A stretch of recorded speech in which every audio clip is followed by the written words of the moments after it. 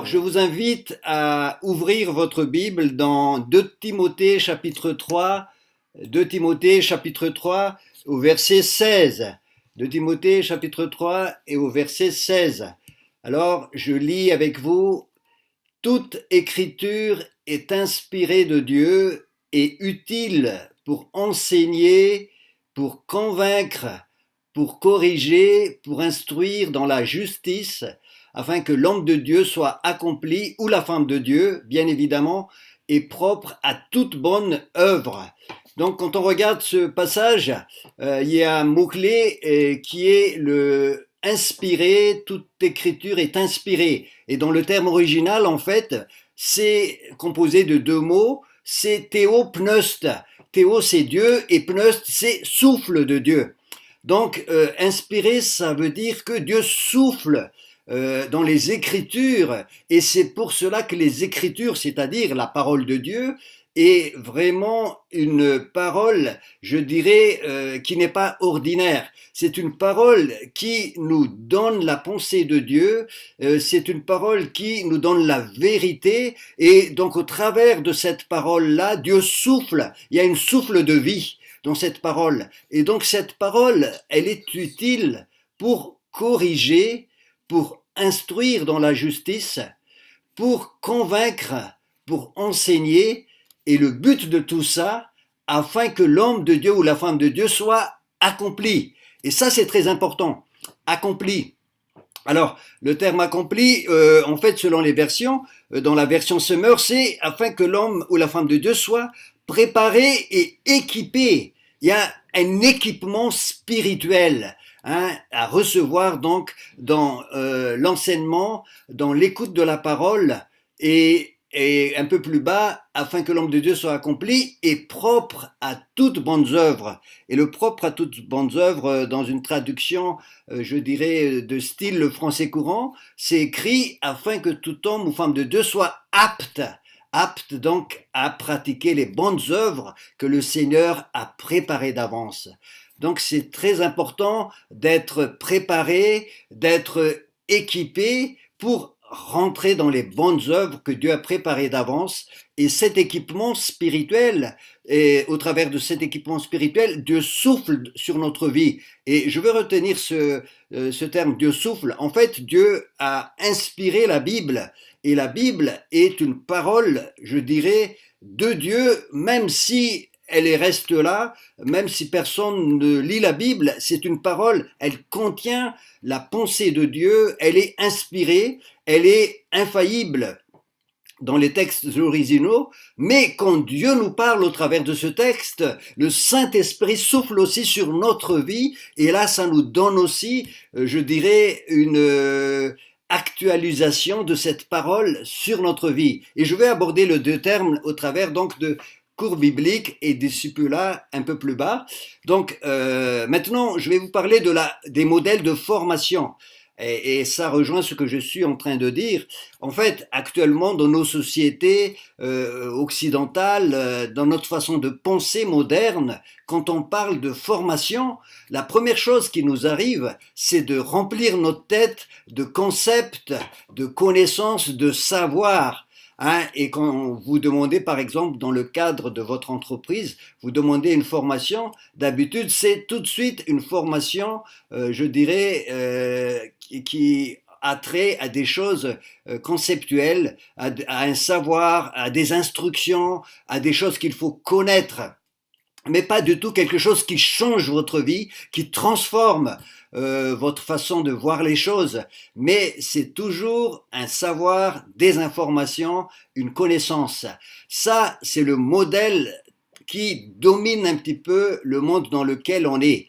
Et très rapidement, ça s'infiltre aussi, je dirais, dans le monde chrétien, et beaucoup de formations sont simplement des formations, je dirais, intellectuelles, théoriques, doctrinales. Je ne dis pas que c'est mauvais, je ne suis pas encore en train de dire ça, mais seulement exclusivement comme ça. Alors que la vision de la parole de Dieu sur la formation, c'est pas seulement une formation intellectuelle ou doctrinale ou un savoir théologique, mais surtout une formation qui impacte notre vie, et c'est pour cela que je l'appelle une transformation. Une transformation, c'est-à-dire que Dieu nous transforme, Dieu nous change, et ça, j'appelle ça le discipulat. C'est-à-dire, Dieu nous fait devenir des disciples. La première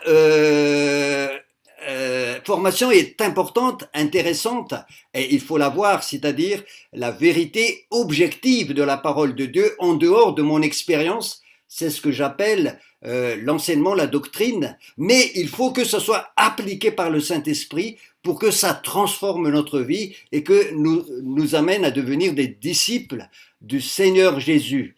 Voilà, donc il y a ces deux modèles-là, et le modèle de la Bible est un modèle qui transforme notre vie. L'apôtre Paul, il dit ceci, c'est ce qu'on appelle en fait le discipulat. C'est ce que l'apôtre Paul appelle aussi cette relation entre le maître et le disciple, ou le père et le fils. Hein, vous voyez ça dans les écrits de l'apôtre Paul quand il parle à Timothée, il utilise très souvent le terme mon fils. Hein, donc c'est pas un terme, je dirais, qui sert à l'apôtre Paul pour dominer, mais c'est un terme qui est utilisé pour dire que pendant un certain temps, le fils a besoin d'être encouragé par le père spirituel ou la mère spirituelle, et pour être transformé dans sa vie et recevoir la formation pratique. Alors je prends un verset dans 2 Timothée, chapitre 2 Timothée, qui va vous illustrer ça. De Timothée chapitre 2 verset 2.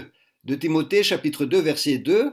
Donc à partir du verset 1, l'apôtre Paul s'adresse à Timothée et il lui dit ceci: toi donc mon enfant, fortifie-toi dans la grâce qui est en Christ Jésus, et ce que tu as entendu de moi en présence de beaucoup de témoins, confie-le à des hommes fidèles qui soient capables de l'enseigner aussi à d'autres. Donc voyez-vous, dans ce passage-là, il y a 4 générations. Il y a l'apôtre Paul, il y a Timothée. Timothée va confier à des hommes fidèles, et ces hommes fidèles seront aussi capables d'enseigner à d'autres. Donc il y a 4 générations. Et l'apôtre Paul, il parle à Timothée comme s'il s'agit de son enfant. Donc là, on voit bien la portée du discipulat et la puissance du discipulat. Et vous avez bien vu dans la vie de l'apôtre Paul, il était toujours accompagné de Timothée. Il a enseigné, il a corrigé, il a instruit, afin que Timothée soit aussi quelqu'un qui soit apte à toutes bonnes œuvres pour partager la parole de Dieu. Donc, je disais tout à l'heure, c'est très important l'enseignement qui est de type doctrinal, qu'on appelle nos cours bibliques, hein, qui vous donnent donc le cadre, je dirais, biblique. Et ensuite, ces enseignements-là sont appelés à être appliqués par le Saint-Esprit sur notre vie dans le cadre de notre service. Donc, je vous encourage beaucoup à servir le Seigneur, parce que c'est en servant le Seigneur que le Saint-Esprit va rendre ces enseignements-là vivants, et va donner, je dirais, un aspect particulier pour votre vie, ces enseignements-là. Donc, retenons bien, le théopneustes, c'est le souffle de Dieu. Dieu a inspiré sa parole. Hein, sa parole a été écrite par plusieurs auteurs sur une durée de 1500 ans.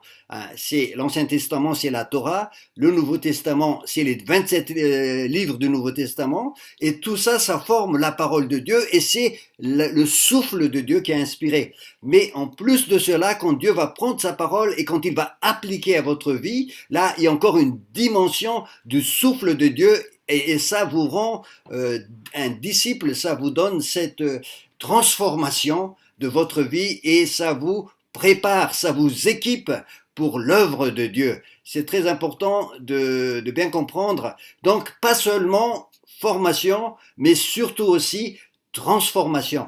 Donc, c'est pour cela qu'on a mis ces deux-là termes face à face. Les cours bibliques, hein, qui ont je dirais, un aspect, je dirais, théorique, doctrinal et tout ça, mais qui sont appelés à être appliqués dans chacune de notre vie, Et nous vous encourageons vraiment à vous engager dans le service du Seigneur, dans des actions, des bonnes œuvres que le Seigneur a préparées d'avance pour vous, pour que vous puissiez servir selon votre appel.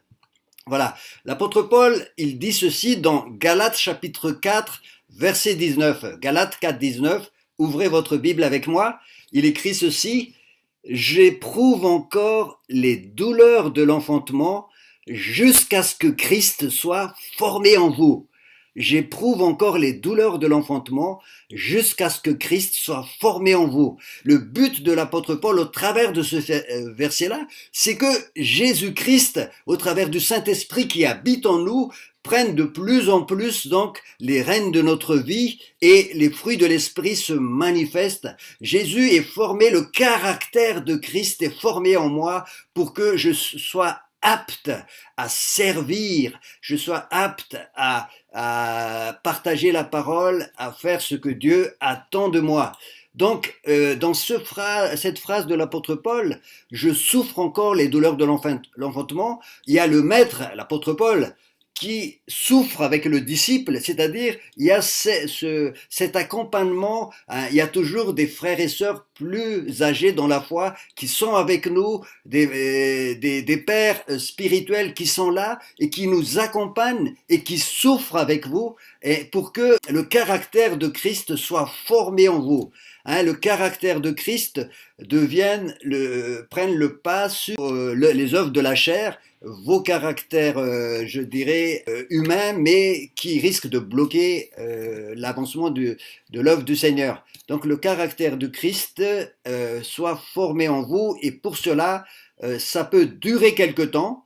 C'est un changement, une transformation progressif dans votre vie, et c'est ça aussi qu'on appelle le discipulat.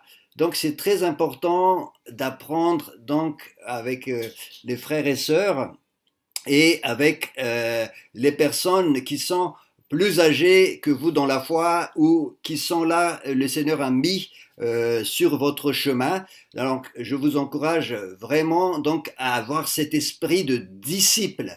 C'est très important.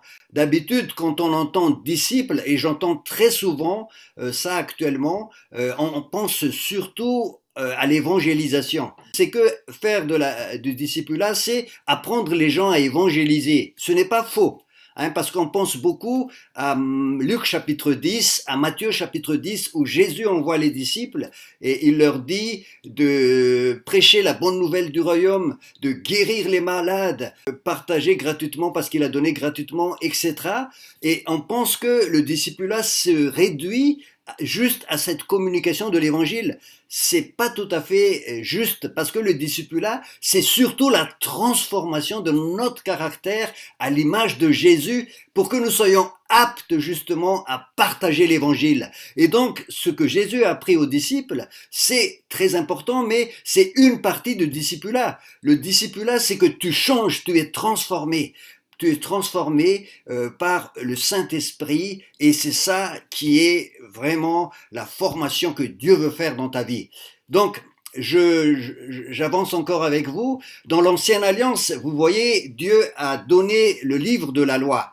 Dieu a donné le livre de la loi, et dans Exode chapitre 34, Dieu a dit à Moïse de préparer 2 tables de pierre, hein, afin qu'il écrive donc sur les tables de pierre sa volonté et ce qu'il demande au peuple d'Israël. Et donc Moïse a préparé des tables de pierre, donc à l'extérieur, hein, pour tous les enfants d'Israël. Sur ces tables ont été écrits la volonté de Dieu, la nature de Dieu et ce que Dieu attend de son peuple.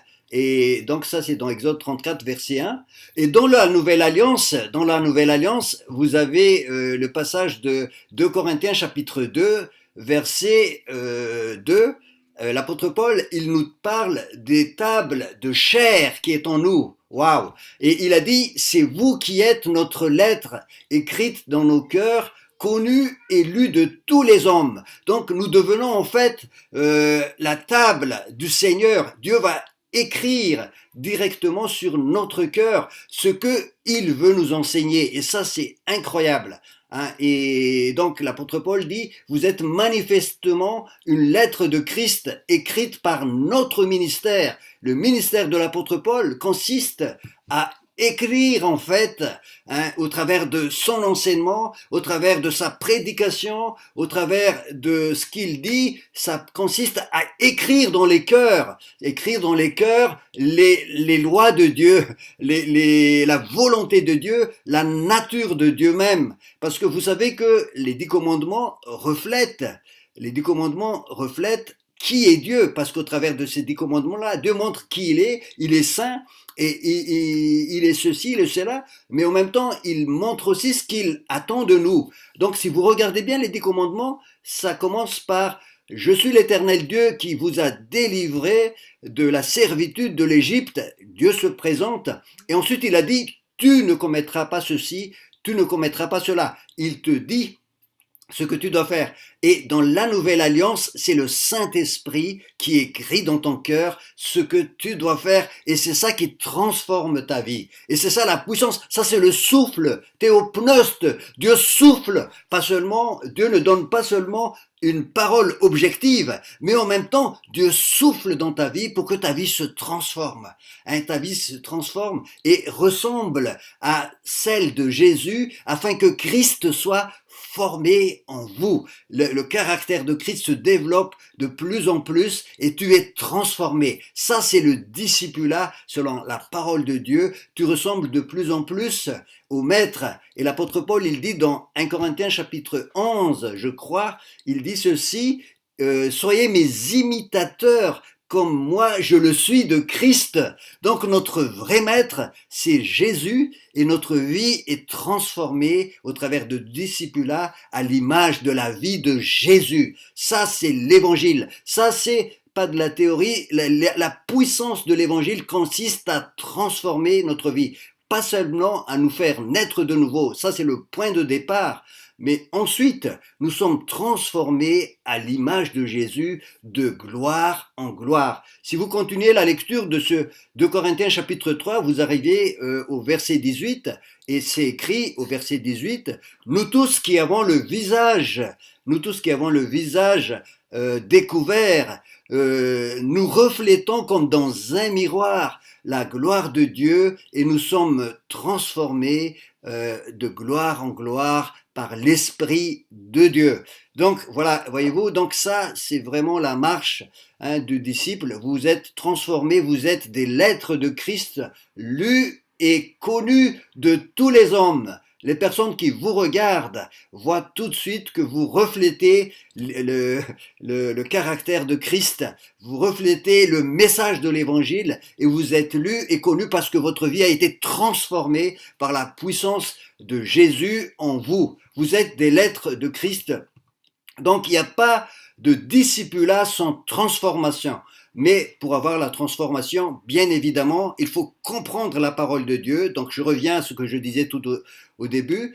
Comprendre la parole de Dieu d'une manière au départ doctrinale, conceptuelle, c'est normal. On n'est pas là pour refuser ça. C'est normal que vous compreniez bien, mais il faut vous offrir à la puissance du Saint-Esprit qui transforme votre vie afin que vous soyez des disciples, et que ça aussi donc impacte autour de vous. Et donc, c'est très important de bien comprendre ces deux aspects-là. Nous ne sommes pas seulement ici pour remplir votre tête de concepts, de connaissances, de savoirs, de doctrines, de tout cela. Nous sommes ici aussi pour transformer par la grâce de Dieu, par la puissance de Dieu, les vies des frères et sœurs, pour que ça soit porteuse de la bonne nouvelle du royaume. Voilà. Et pour illustrer ça, je vais prendre un terme qui est dans la Bible, dans les textes originaux, mais qu'on ne voit pas dans les textes français, parce que la langue française manque un petit peu de vocabulaire, on va dire comme ça. Pas seulement la langue française, mais je pense que la langue anglaise aussi. Je vais prendre le terme logos et rhéma. Logos et rhéma, ce sont des termes qui sont utilisés dans la parole de Dieu pour parler de parole, et logos, c'est pour parler de parole, rhéma aussi, et je dirais que les cours bibliques où l'aspect doctrinal, c'est un petit peu le logos. C'est un petit peu le logos, c'est-à-dire ce sont une présentation théorique, une présentation théorique, une présentation didactique, si vous voulez, une présentation de type doctrinal, une présentation conceptuelle qui est très intéressant parce que il faut que nous sachions très bien de quel Dieu il s'agit. Hein, je vais prendre un terme que peut-être vous n'avez pas toujours l'habitude d'entendre, mais qui est très importante. Quand on parle le Dieu de la Bible, on parle d'un Dieu transcendant, un Dieu qui nous transcende, un Dieu qui est à l'extérieur de nous. C'est très important de bien comprendre que le Dieu de la Bible est un Dieu qui ne fait pas partie de nous, c'est un Dieu qui est à l'extérieur. Et quand Dieu a créé l'homme, il a dit, je vais créer l'homme à mon image, selon ma ressemblance. Mais je suis à l'extérieur de l'homme. L'homme, c'est une personne à part entière. Dieu, c'est une personne à part entière, donc c'est très important de bien comprendre ça. La culture orientale, où le but des méditations, je dirais transcendantales, c'est de trouver notre fusion en Dieu, c'est de trouver, en fait, de découvrir ce que nous sommes, en fait, Dieu, en quelque sorte. Et ça, c'est pas du tout biblique. Et donc, le fait de bien poser les choses d'une manière conceptuelle est très importante parce que ça nous donne tout de suite le cadre. Hein. Donc, le logos, c'est un peu ça. C'est une présentation de type donc doctrinal et de l'enseignement, je dirais, général. Je prends un passage dans la Bible qui parle de logos, le chapitre 1er de l'évangile de Jean. Le chapitre 1er de l'évangile de Jean qui dit « Au commencement était la parole, et la parole était avec Dieu. Et la parole était Dieu, elle était au commencement avec Dieu. » Et le terme utilisé dans l'évangile de Jean, c'est le terme logos. Hein, donc c'est une présentation globale de la parole de Dieu, hein, qui était Dieu lui-même, Dieu est parole. Et ça peut nous donner donc cette idée du logos, hein, tout ce qui est enseignement, je dirais, général et théorique. Discipula va permettre à l'Esprit Saint de prendre cette parole qui est logos et de l'appliquer à notre vie. Et à ce moment-là, ça devient une parole qui nous est destinée d'une manière personnelle, d'une manière particulière, une parole adaptée à la situation dans laquelle vous êtes, une parole adaptée à l'étape de votre croissance spirituelle, une parole de connaissance, une parole qui est toujours dans le cadre du logos parce que ça reste toujours conforme à l'enseignement, mais le Saint-Esprit le prend et il l'applique à votre vie et à ce moment-là, cette parole va avoir un impact et va transformer votre vie. Et là, ça devient une parole rhéma. Et Jésus, quand il a enseigné pendant son ministère terrestre, je prends un passage dans Jean chapitre 6, verset 63, il dit ceci, « C'est l'esprit qui vivifie, la chair ne sert de rien, les paroles que je vous ai dites sont esprit et vie. » Et le terme parole qu'il utilise là, c'est le terme rhéma. Donc quand Jésus parle aux disciples à ce moment-là, il a utilisé le terme rhéma parce que les paroles que Jésus a communiquées étaient des paroles de vie et des paroles qui amènent aussi, qui amènent le souffle de Dieu chez les personnes. Et donc ça transforme, ça change et ça amène la vie de Dieu qui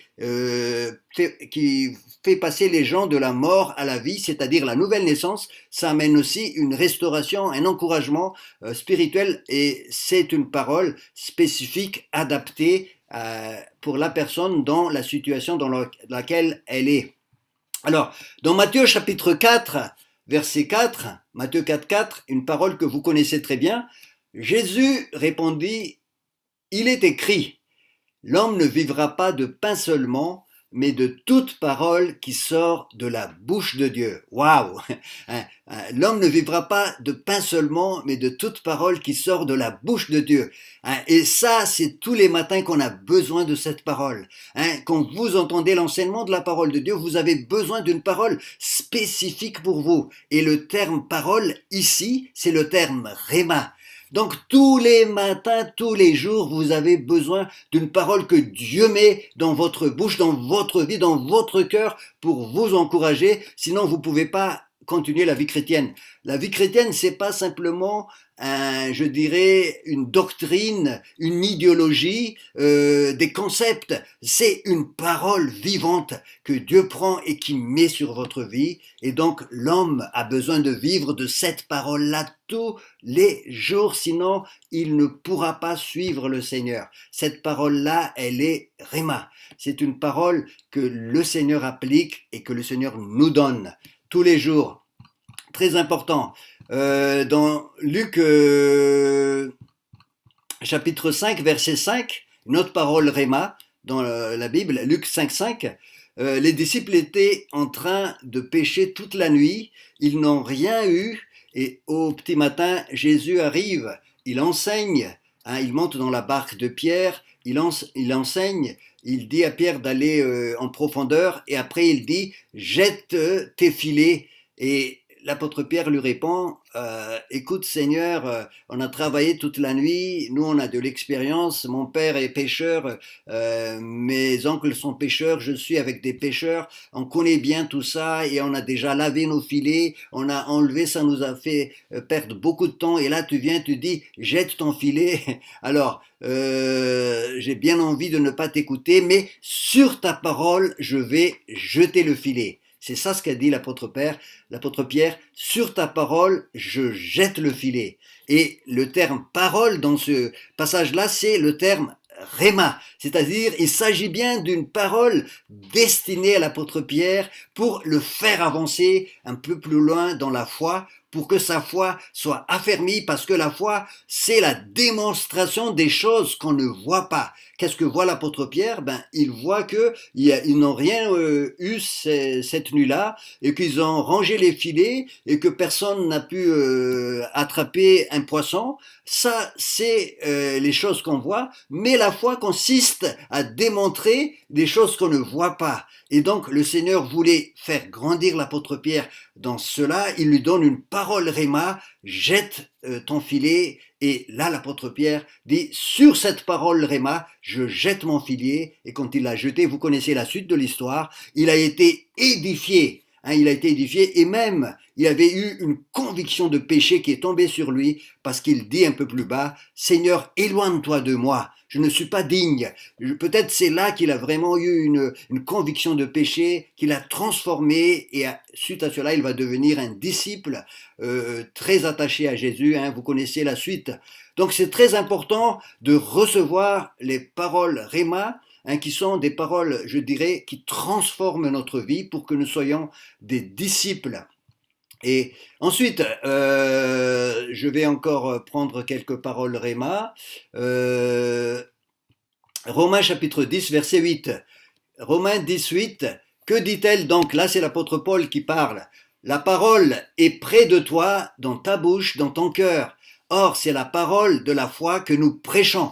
La parole de la foi. Cette parole, Rhéma, est dans ta bouche. Quand le Saint-Esprit te le donne, à ce moment-là, il faut que tu confesses cette parole parce que tout de suite après, il dit, si tu confesses de ta bouche le Seigneur Jésus et tu crois dans ton cœur que Dieu l'a ressuscité des morts, tu seras sauvé. C'est cette parole, c'est pas simplement une récitation, hein. D'habitude les gens pensent qu'ils récitent, non, c'est une parole Rhéma adaptée à la personne qui est en train d'écouter l'évangile. Cette personne croit à cette parole, touchée par la parole et confesse, et à ce moment-là, la parole fait son effet, ça transforme et ça fait passer la personne de la mort à la vie. Ça donne la vie éternelle, ça donne la vie de Dieu. Waouh! Et c'est pour ça que Jésus a dit, les paroles que je vous ai dites sont vie et esprit. Ce sont des paroles Rhéma dont les disciples avaient besoin. La parole Rhéma, c'est la parole révélée par le Saint-Esprit et qui s'enracine, qui s'appuie sur la parole Logos. La parole Logos qui est l'enseignement global de la Bible, hein, et théorique, et la parole Rhéma va être prise par le Saint-Esprit et va être appliquée à chacune des vies. Alors, l'apôtre Paul, non, pas l'apôtre Paul, mais l'apôtre Jean, dans 1 Jean chapitre 2, verset 27, dans 1 Jean chapitre 2 verset 27.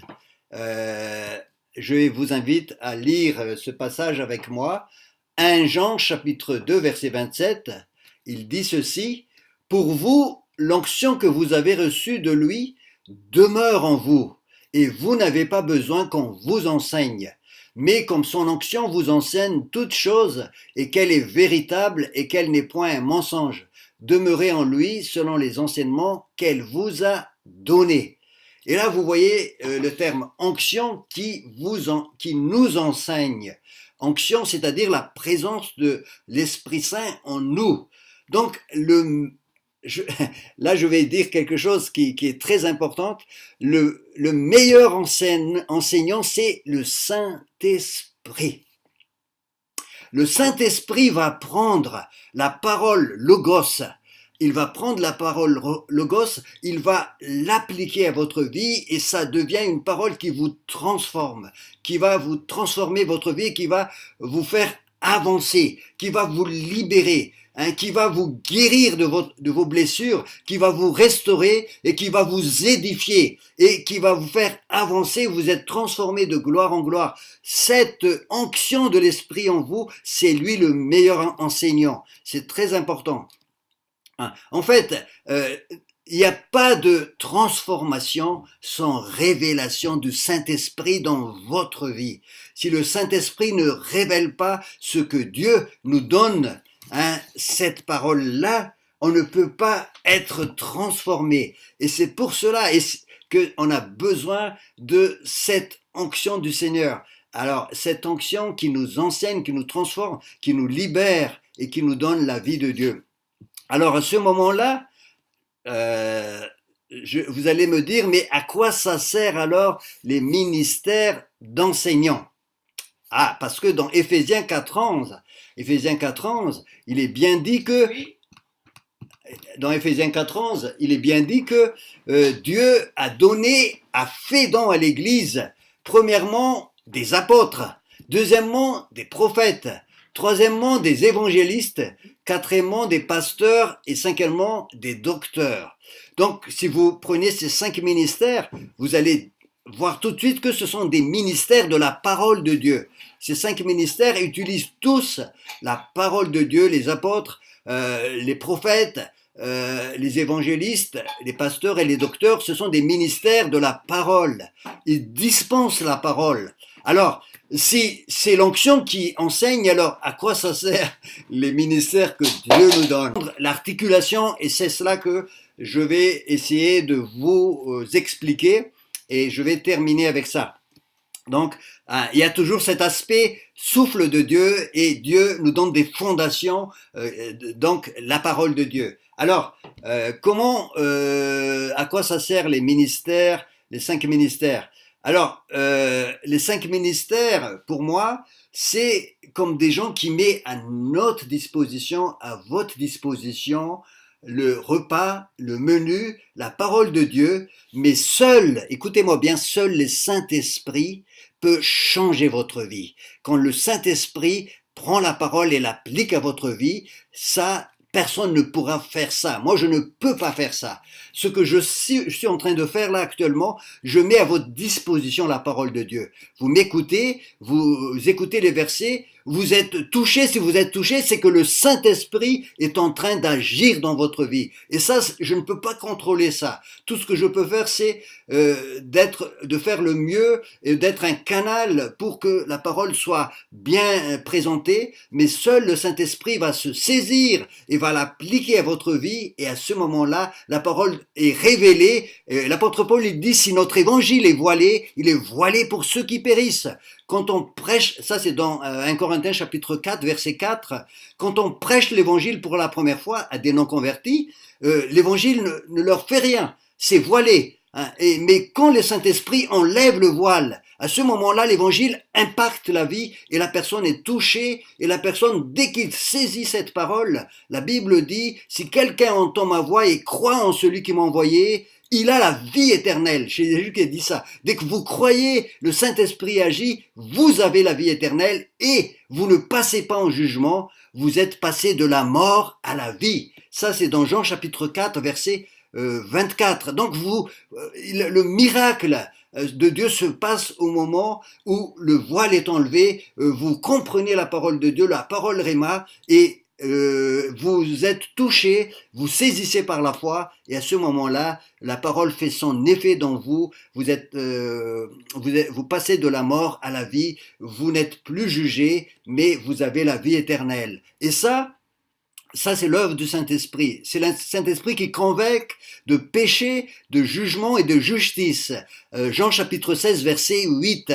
Personne ne peut faire ça. Tout ce que nous faisons en tant qu'enseignants, en tant qu'évangélistes, en tant que prophètes, en tant qu'apôtres ou en tant que docteurs, c'est de mettre à disposition et de dire au Saint-Esprit d'agir puissamment. Donc c'est très important ce que je dis là. Personne ne peut s'arroger le droit de vous mettre une pression. Ça, c'est l'œuvre du Saint-Esprit. Il n'y a pas de gourou dans l'enseignement de la parole. Seul le Saint-Esprit travaille avec vous quand vous ouvrez votre cœur et quand vous acceptez. Hein. Et donc, cet aspect de gourou donc, que vous voyez dans toutes les autres religions est enlevé parce que seul Dieu est seul capable d'enlever le voile qui empêche votre cœur d'être touché quand vous êtes ouvert à l'annonce de l'évangile. Voilà, c'est très important. Donc, les ministères de la parole sont là pour être au service. Ce sont des dons que Dieu donne. Mais le ministère du Saint-Esprit, c'est ministère, l'apôtre Paul le développe dans 2 Corinthiens chapitre 3, je crois que c'est versets 7 et 9. Voilà. Donc,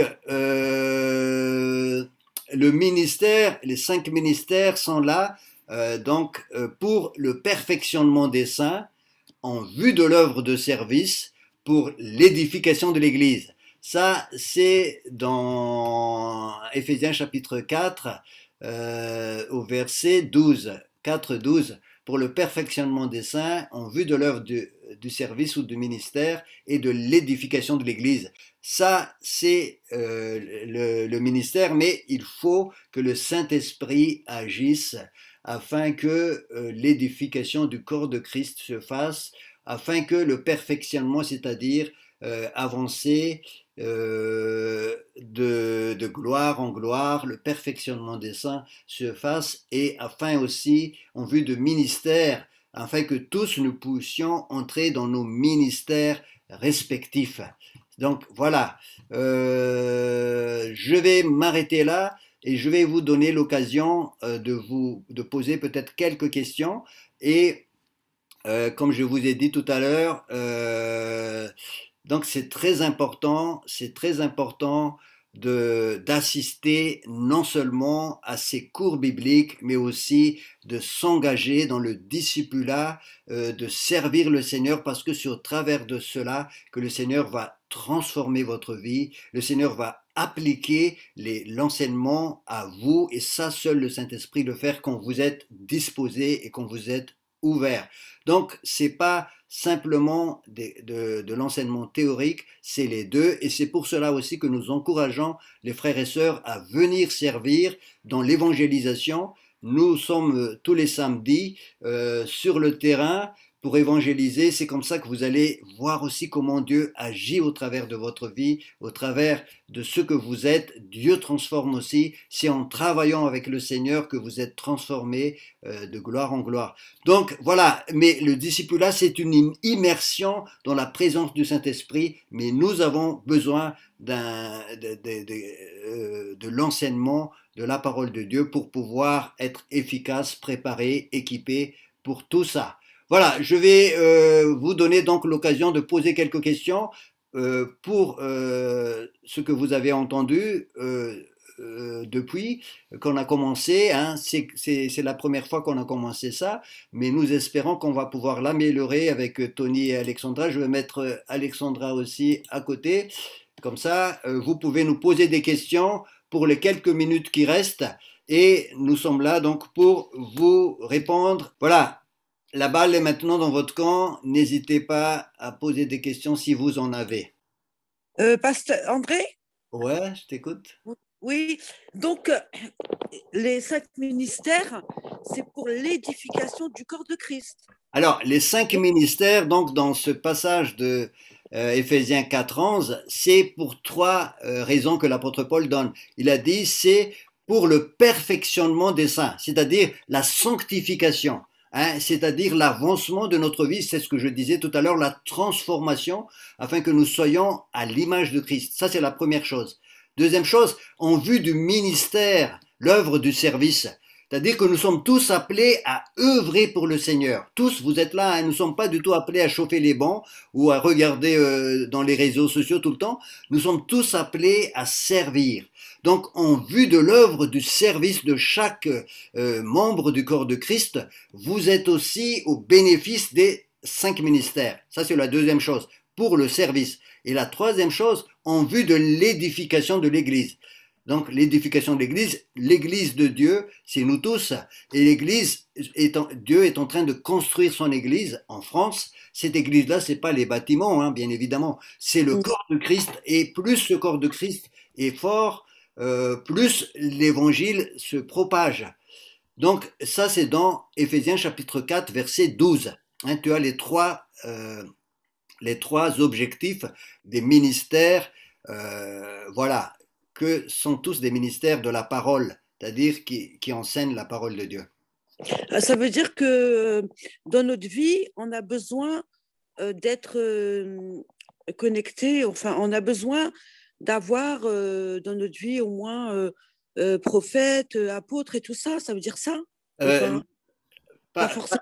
pas toi, mais ces 5 ministères, donc Dieu les donne à l'Église, hein, au corps de Christ. Hein. Tu regardes bien dans Éphésiens chapitre 4, verset 11, Dieu fait don, Dieu donne à l'Église. C'est Dieu qui donne en fait à l'Église. Oui, Hein. Et oui, ces oui, 5 ministères, pourquoi? Pour les trois choses que j'ai indiquées tout à l'heure, c'est-à-dire, oui, oui.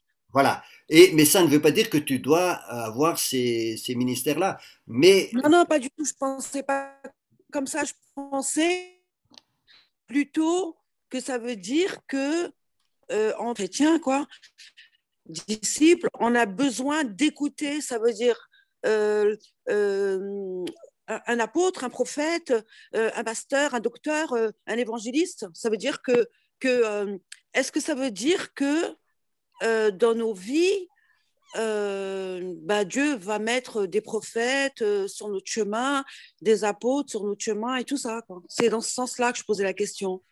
oui, peut-être qu'Alexandra va répondre, mais je dirais, c'est pour ça que c'est important d'être attaché à une assemblée et Dieu, dans le cadre Ah oui, de ces assemblées-là, vont lever des ministères apostoliques, des ah ministères oui, d'enseignants, des ministères prophétiques, des ministères d'évangélisation, d'évangélistique. ah oui. Et voilà. Mais si tu restes seul dans ton coin, tu ne seras pas au bénéfice de ces ministères que Dieu a donnés à l'Église. C'est Dieu qui donne. Hein. Et Dieu lève des ministères partout. Oui, Hein. Et je pense qu'il lève des ministères en France. oui, j'ai compris au sein. Pardon? Allô? Oui, Oui. j'ai compris, c'est au sein de l'Église. Ah oui, oui, tu L'Église où reprends on est l'Église. placé. Oui. Mais Oui, oui. voilà, Alexandra, tu veux ajouter? Ouais, vous pouvez juste répéter la question, s'il vous plaît, parce que j'ai pas encore, j'ai été en train de faire ça. C'est quelle question? Alors, la question, en fait, elle demandait que où est-ce qu'elle peut trouver ces 5 ministères. Donc, Ouais, l'église, c'est où que les seigneurs élèvent les 5 ministères.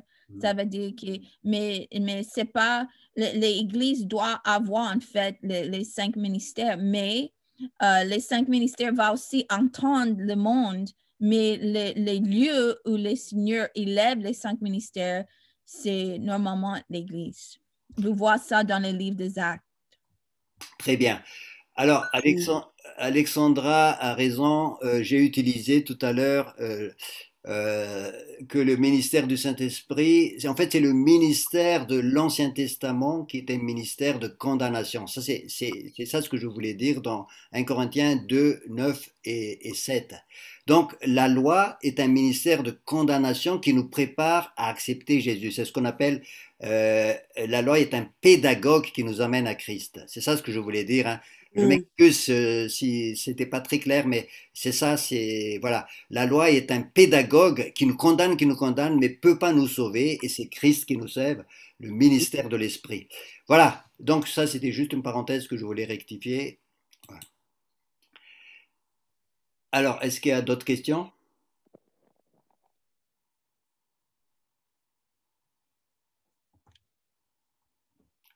Alors, une deuxième chose aussi pour vous éclairer un peu plus, les 5 ministères que Dieu met à la disposition de l'Église. Là, il ne parle pas d'une Église locale. Hein. Il faut être très clair là-dessus. C'est pas une Église locale bien définie. C'est pas l'Église de Versailles ou l'Église de Saint-Ouen. C'est l'Église en global. Donc, ça veut dire que ces ministères-là ont un ministère en réseau, en ministère qui peuvent être au service de plusieurs églises à la fois. Et je pense que ici, par exemple, dans ce cadre d'enseignement, les ministères sont en train de mettre à disposition du corps de Christ qui sont là, que vous êtes, vous venez de différentes églises, je ne vous connais pas tous, hein, vous avez votre église d'attachement, mais Dieu est en train d'utiliser les ministères pour que le corps de Christ, d'une manière globale, soit édifié, soit ça avance. Et donc les ministères de Éphésiens 4 ans sont des ministères, je dirais, à la disposition de l'Église d'une manière globale. Hein, d'une manière, quand on regarde dans le Nouveau Testament, ces ministères-là, c'était des ministères itinérants. Des ministères qui voyagent parce qu'ils vont aller dans plusieurs églises, ils vont mettre à disposition de l'Église ce que Dieu leur a donné, comme l'apôtre Paul ou comme Barnabas, Silas, Apollos ou d'autres. Donc, ce n'est pas des ministères locaux. Tu veux parler, Alexandra? I just want to add something. On veut juste ajouter quelque chose. What Andre says is great. Quand André dit, c'est vraiment bien. But, you know, most people don't start off in the ministry God's called them to. La plupart des gens ne commencent pas directement dans le ministère auquel Dieu les a appelés. If you look at the book of Acts, Philip was a deacon. Si on regarde dans le livre des Actes, Philippe était un diacre. He served tables. Il servait les tables. He was faithful to do what his hand found to do. Il était fidèle dans les petites choses. Il était fidèle dans ce qu'il a pu faire. And then you see later on that he was called Philip the evangelist. Et puis plus tard, on voit qu'il a été appelé Philippe l'évangéliste. He didn't start there. Il n'a pas commencé là. Many people, they recognize they have a call of God on their lives. Beaucoup de gens, ils reconnaissent qu'ils ont un appel de Dieu sur leur vie. But the way God's order of things is mais l'ordre des choses de Dieu is that you start off doing something else in serving the people. C'est que normalement tu commences en faisant quelque chose d'autre pour servir les gens. And as you're faithful to do what's in your hand to do, et lorsque tu es fidèle dans la chose qui t'est présentée, you will find what's in your heart to do. Tu trouveras ce qui est dans ton cœur pour and faire. God will promote faithful people. Et Dieu va promouvoir les personnes fidèles. Because there's many people who have a strong calling on their lives. Il y a beaucoup de gens qui ont un appel très fort dans leur vie. But the reason they haven't been able to fulfill it to the way God wants it. Mais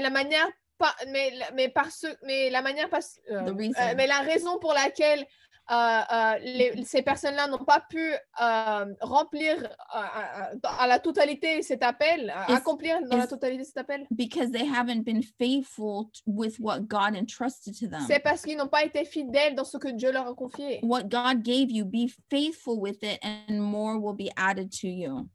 Soyez fidèles avec ce que Dieu vous a donné et plus te sera ajouté. Because sometimes we see a vision of what God called us to down the road. Parce que parfois on voit une vision des choses que Dieu nous a appelées, mais lointaines. And we think it's for right now. Mais nous pensons que c'est pour maintenant. But right now we need to be faithful with what we have. Mais maintenant nous avons besoin d'être fidèles avec ce que nous avons. And God will put you in the place He's called you to. Et Dieu te mettra dans la place qu'il t'a appelé. Be faithful. Donc soyez fidèles. Hallelujah. Amen, amen. Oui, absolument. Alexandra a vraiment raison. Il y a la dimension de notre appel ne nous est pas connue au départ.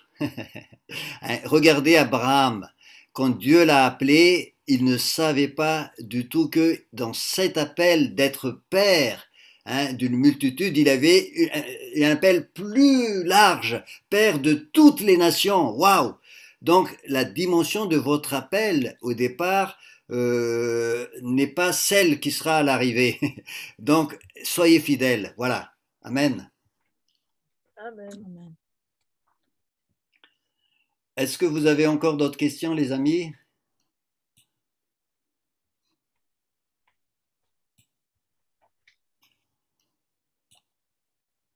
Bah écoutez, sinon ça a été vraiment une joie de vous partager la parole et d'avoir fait ce chemin ensemble avec vous. Alors on va se quitter et on va donc terminer par une prière. Tu peux prier, Alexandra, traduite par Father, we Juliana. thank you. Père, nous te remercions. Thank you for everything that you've done in the past 9 months. Merci pour tout ce que tu as fait dans ces 9 derniers mois. Thank you for each student, Merci Lord, pour chaque élève, Seigneur. that you would give them a spirit of wisdom and revelation in the knowledge of Que tu you, leur donnes l'esprit de sagesse et de révélation dans ta connaissance. that the eyes of their understanding would be enlightened, Que les yeux de leur cœur soient illuminés. that they would know the hope to which they were called Qu'ils to, connaîtront l'espérance auxquelles ils ont été appelés. and what are the riches of the glory and the inheritance in the Et saints. quelles sont les richesses en gloire dans les richesses. Quel est l'héritage de gloire dans les richesses des saints?